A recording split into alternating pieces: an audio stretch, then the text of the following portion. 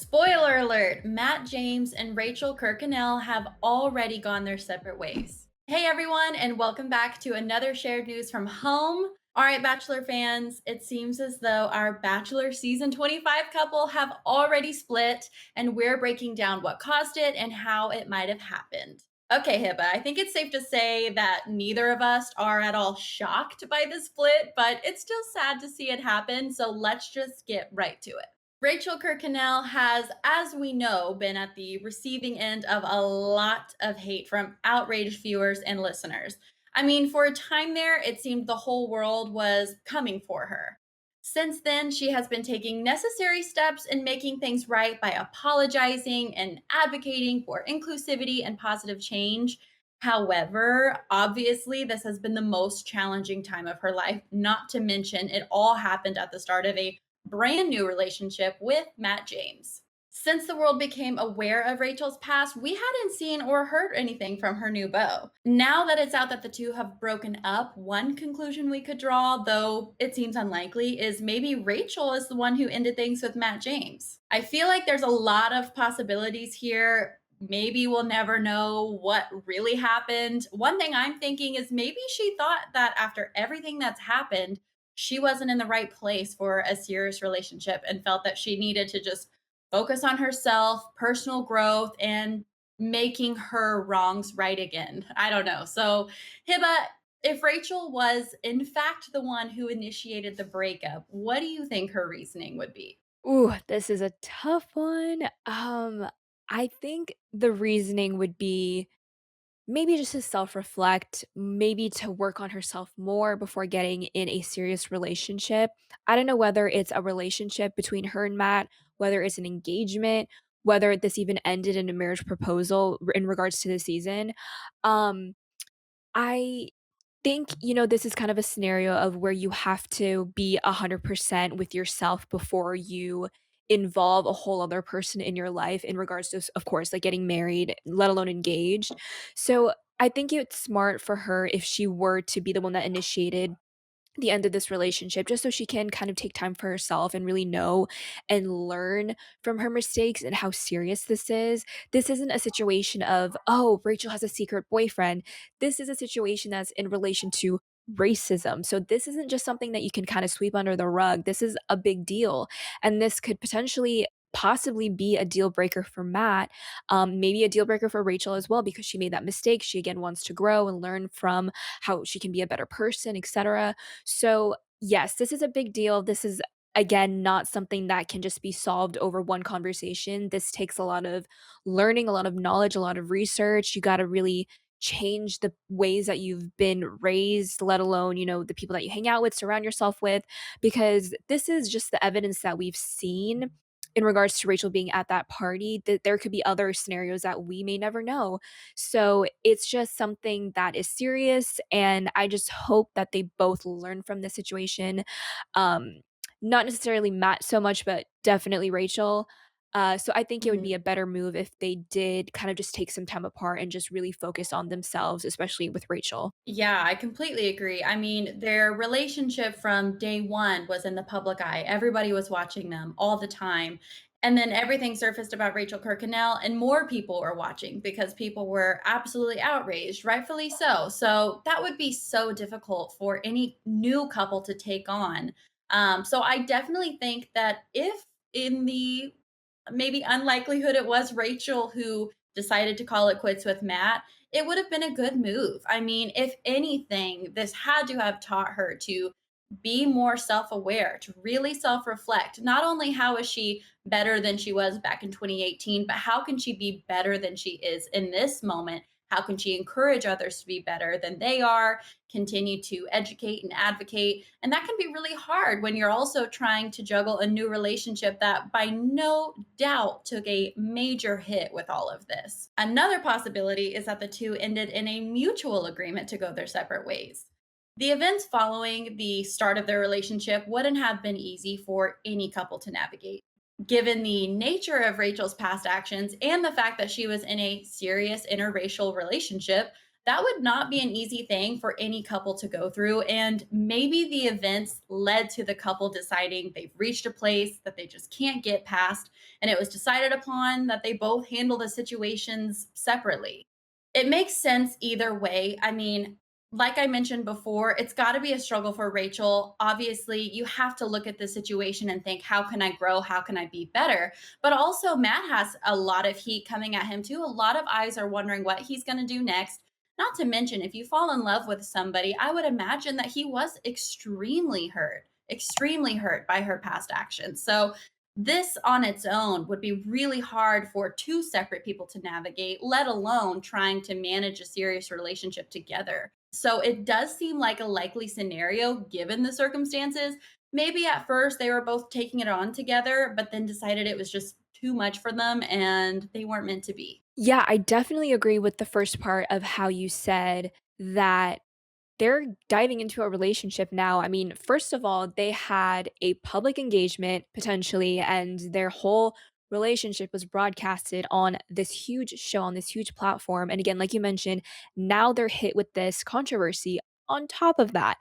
And this is a time where they're supposed to, kind of figure out their living situations, where they're going to be living, if they're going to move in together right away.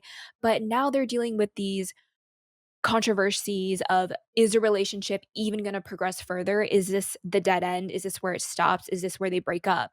And I really can't imagine what Matt is going through. I mean, you saw the way that he talked about Rachel on the show. I mean, I'm always thinking about you. They exchanged, Yeah. the I love you kind of moment in the show, which is always a big deal. Who is he going to say I love you to first? And it was Rachel. And there was just so much hype for this relationship. I'm not sure if it really seemed promising. I know people kind of have their different perspectives on if this seems promising or lasting.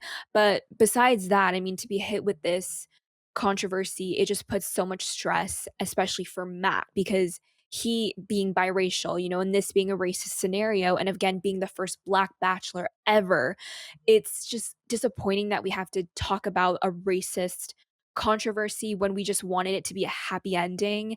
And I mean, Right. that's all we wanted for Matt, of course, was just that happy ending. And again, they're hit with this controversy. So unfortunately, I think it might have been more of a mutual decision. I think Rachel might have been the bigger person to maybe propose the idea that they maybe shouldn't be together. Maybe she needs to take some time and to, again, reflect, like we said earlier. And maybe Matt just happened to agree with that. Maybe he wanted to work it out. Maybe he wanted to help her with her research and maybe opening up her eyes and her perspective in regards to what was said and what was done in the past. But yeah, it's just so hard with these conversations because you never know what's going on behind closed doors. Maybe who said what. If there was any arguments, etc., we just won't know. So this is based off of speculation, of course, but I think we're just gonna have to really see how after the final rose goes, which of course is next week, as well as the finale. We'll finally get that confirmation of what happened. So I think that after the final rose, once that airs, we'll really have a clear sign of whether they are together or not, unless like news breaks tomorrow that they have officially broken up. But yeah, we'll Mhm. definitely have to wait for after the final rose, and that's gonna be a good one for sure. I agree. I really think that there's so much that we don't know that went on within their relationship. I mean, they probably had a couple months together where it was just kind of, I don't want to say smooth sailing, because again, we don't know that, but before everything really surfaced. So, in my opinion, I never saw Matt and Rachel. I just didn't get it. I didn't see the connection. I didn't see it lasting forever. And this is taking everything that we now know about Rachel completely out of the equation. So, I mean, and not that I'm an expert, but maybe they had some issues. Maybe after the show, each of them started figuring out, like, we're in a totally different environment now. We're back to reality. And maybe this isn't what we Mhm. both thought. Then you add a huge racial controversy in the mix. And it's just no doubt that a couple wouldn't be able to make it through that. So I can see either one of them saying, I've reached a point, I don't know how to get past this, I don't know how we work this out. And I can't imagine either party thinking, no, yes we can, like, let's fight for this. Once you add this type of thing into the equation, a matter of racism, that's really hard to work through. And I just think If anything, yes, it's disappointing that, well, of course, we wanted to see Matt and Rachel end up happy. We want to see anybody who's on the show end up happy, walking away with a good experience.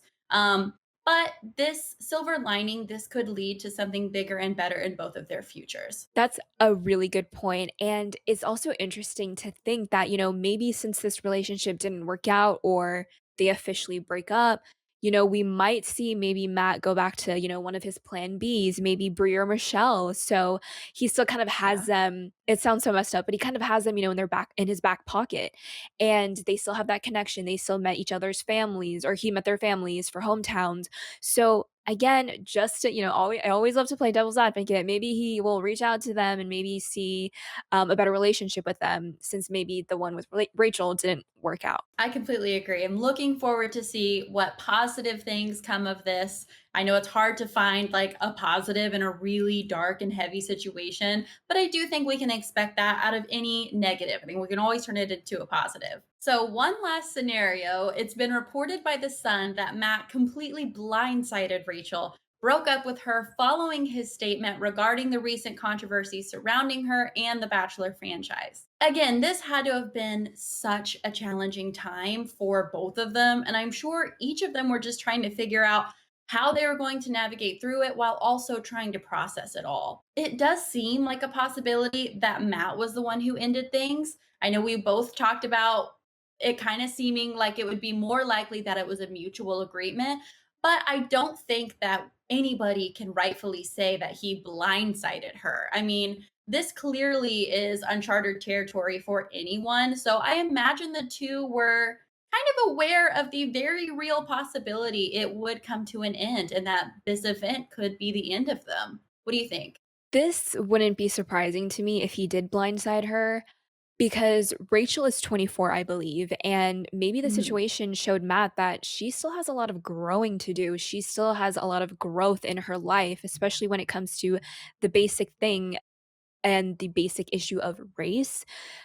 Mhm. Because Matt is definitely a lot older, so maybe that could have been a scenario where he just realized, maybe she's not my person, maybe she just needs to, again, do some more growing, do more research, have more conversations with people that might not look like her, and really get Mhm. her head around this idea that what she did isn't okay, and she needs to, Mhm. of course, she's realized it, and she has said all the right things in her apology. I mean, she gave resources, she gave links, she took accountability for having done what she did, and she knows that she has a big platform now, and she has people that have been supporting her, and she denied that that is not okay for people to be supporting her Mhm. and saying that she didn't do anything wrong. So she acknowledges it. That's great.